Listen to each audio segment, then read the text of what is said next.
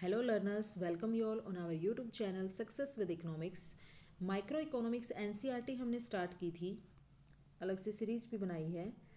उसमें English medium में शब्दावली और इंग्लिश मीडियम में ही चैप्टर फर्स्ट करवाया है। वैसे तो देखो बाइलिंगुअल मेथड ही चलता है, हिंदी में भी मैंने आपको वो कंसेप्ट सारे समझाए हैं, बट एक बार जल्दी जल्दी मैं आपको ये चैप्टर फर्स्ट हिंदी मीडियम में भी बता देती हूँ, क्योंकि आप वो दोनों वो पार्ट भी देख लेना, इंग्लिश वाला भी और ये भी, तो आपको जल्दी समझ आएगा। ये देखिए, सामान्य अर्थव्यवस्था, जिसमें इंट्रोडक्शन है इकोनॉमिक्स का सारा पहले ही चैप्टर में, कि भी किसी भी समाज के विषय में अगर हम सोचते हैं तो समाज में लोगों को खाना, वस्त्र, घर, सड़क, रेल सेवाएं, यातायात के साधन, डाक सेवाएं, चिकित्सक, अध्यापक, बहुत सी वस्तु और सेवाओं को प्रतिदिन जीवन में हमें ज़रूरत होती है। तो वास्तव में किसी भी विशेष व्यक्ति जिनको वस्तु और सेवाओं की ज़रूरत होती है, उनकी सूची इतनी लंबी है कि अगर हम कहें समाज में किसी भी व्यक्ति के पास वो सभी वस्तुएं नहीं होती जिनकी हमें आवश्यकता है, जिनका वो उपभोग करना चाहता है। तो एक कृषक परिवार के पास भूमि का टुकड़ा, अनाज, कृषि के उपकरण, शायद एक जोड़ी बैल, परिवार के सदस्यों की श्रम सेवा, ये सब हो सकती है। एक बुनकर के पास धागा हो सकता है, कपड़ा बनाने के लिए उपकरण हो सकते हैं। एक विद्यालय की अध्यापिका के पास छात्रों को शिक्षित करने के लिए कौशल हो सकता है। समाज के अन्य व्यक्तियों के पास अपने श्रम के सिवाय कोई और संसाधन ना हो। तो इसलिए हमें क्या करना पड़ता है, हमें चॉइस करनी पड़ती है, हमें देखना पड़ता है कि हम कैसे उत्पादन के साधनों को इकट्ठा करके कैसे हम प्रोडक्शन की प्रोसेस को पूरा कर सकते हैं। तो ये सारी चीज़ें देखो यहाँ पर समझा रखी हैं कि जो इच्छाओं और आवश्यकताओं की संतुष्टि के लिए विशेष वस्तुओं और सेवाओं का हम यूज़ करते हैं वो भौतिक वस्तुएं होती हैं। शब्द सेवाएं का मतलब है सेवाएं जो आवश्यकताओं की प्राप्ति पूर्ति से पूर्ण संतुष्टि प्राप्त होती है, जिनको हम महसूस कर सकते हैं। चिकित्सक है, अध्यापक है, ये सेवाएं हैं। संसाधन से मतलब है हमारा जो अन्य वस्तु और सेवाओं का उत्पादन करने के लिए जो होते हैं, जैसे भूमि, श्रम, पूंजी, औजारें, मशीनें, ये सब, ये सारा बेसिक ही समझा रखा है इसमें। फिर हमें क्या करना पड़ता है, ये देखिए, जो समाज के संसाधन है किसी भी रूप में अगर हम उनको लाना चाहते हैं, इम्प्लीमेंट करना चाहते हैं, विभिन्न वस्तु और सेवाओं के विशिष्ट संयोजन का उत्पादन होता है। जितनी भी वस्तु और सेवाओं के समाज के व्यक्तियों के बीच हमें बंटवारा भी करना है। समाज के सामने सीमित संसाधनों का विनिधान, वस्तु और सेवाओं के अंतिम मिश्रण का वितरण, ये सभी मूल आर्थिक समस्याएं हैं सॉरी, जिनका समाज सामना करता है। ठीक है, तो अर्थव्यवस्था की केंद्रीय समस्याएं क्या होंगी, किन वस्तुओं का उत्पादन किया जाए, कितनी मात्रा में किया जाए, मशीनी वस्तुएं बनानी है, कंजप्शन गुड बनानी है, कैपिटल गुड बनानी है, कैसे उत्पादन किया जाए, लेबर लगानी है ज़्यादा या कैपिटल ज़्यादा लगानी है, इन वस्तुओं का उत्पादन किसके लिए किया जाए, पूरी एक अर्थव्यवस्था के लिए या व्यक्तिगत विभाजन के लिए। तो इन सभी समस्याओं का समाधान सामना करना पड़ता है, और समाधान एक ही उसमें है कि हमें चॉइस करनी पड़ेगी। जितने भी हमारे पास रिसोर्सेज हैं, हमारी अनलिमिटेड वांट्स हैं, अनलिमिटेड यानी कि असीमित आवश्यकताएं हैं, और उनको पूरा करने के लिए साधन क्या हैं, लिमिट में है, इसलिए हमें चॉइस करनी पड़ेगी। ठीक है, तो प्रोडक्शन पॉसिबिलिटी कर्व से हम इसको समझेंगे।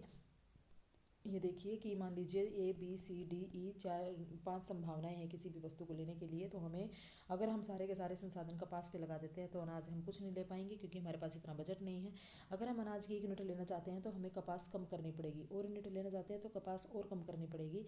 इस तरीके से हमें हर बार जैसे जैसे हम अनाज के लिए प्रोडक्शन ज़्यादा करना चाहते हैं तो हमें कपास का प्रोडक्शन क्या करना होगा, कम करना होगा। उत्पादन संभावना वक्र में उत्पादन को ही दिखाते हैं, प्रोडक्शन।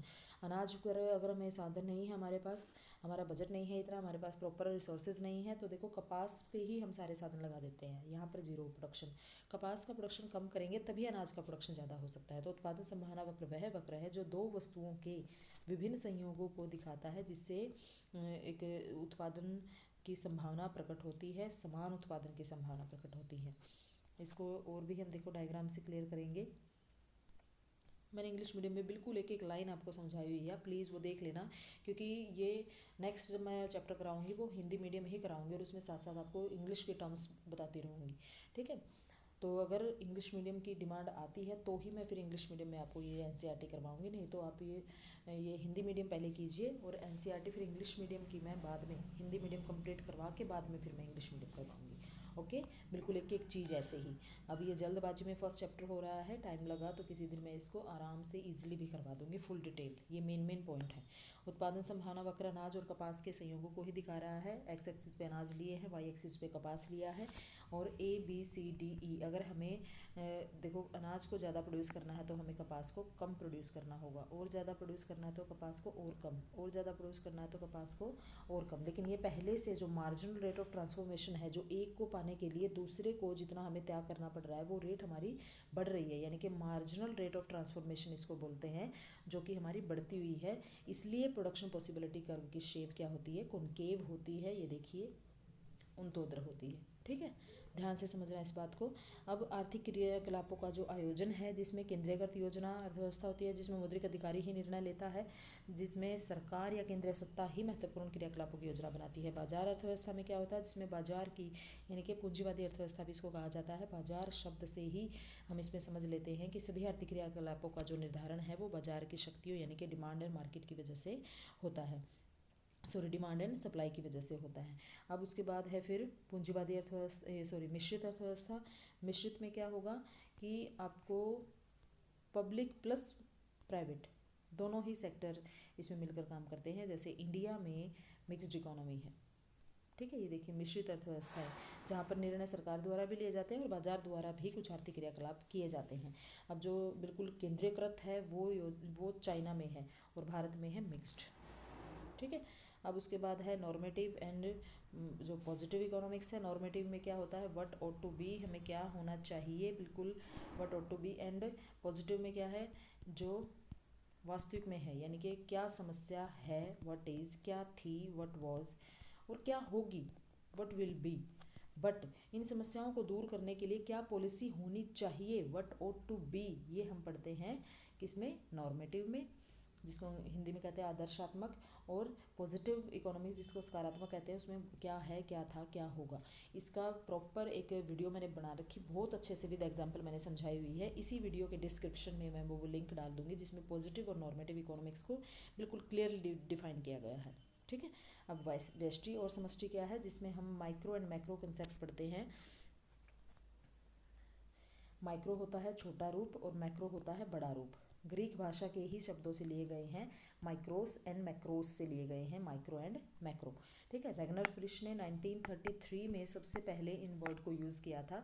माइक्रो में एक व्यक्ति एक फॉर्म इनकी इकोनॉमिक एक्टिविटी को स्टडी करते हैं। मैक्रो इकोनॉमिक्स में हम संपूर्ण अर्थव्यवस्था की आर्थिक आयु का अध्ययन करते हैं। तो ये मैंने मेन आपको चैप्टर फर्स्ट बता दिया है, जल्दी में बता दिया है।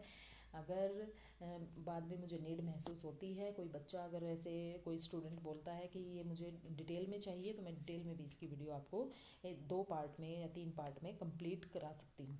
ठीक है, तो आप इंग्लिश मीडियम में जाना, इंग्लिश मीडियम की जो इसी प्लेलिस्ट में इंग्लिश मीडियम का chapter first part 1, part 2, part 3, 3 part में मैंने बिल्कुल आराम से एक लाइन से इसको समझाया हुआ है। इंग्लिश मीडियम में भी हिंदी स्टूडेंट्स को बिल्कुल क्लियरली समझ आ जाएगा। और जो पॉजिटिव एंड नॉर्मेटिव इकोनॉमिक्स है, माइक्रो या मैक्रो का डिफरेंस है, उन वीडियोस के लिंक मैं इसी वीडियो के डिस्क्रिप्शन में आपके लिए डाल दूँगी, ताकि आप उन वीडियो से भी अपना नॉलेज इम्प्रूव कर सकें। Please like and share this video, please subscribe our channel success with economics. Thank you very much.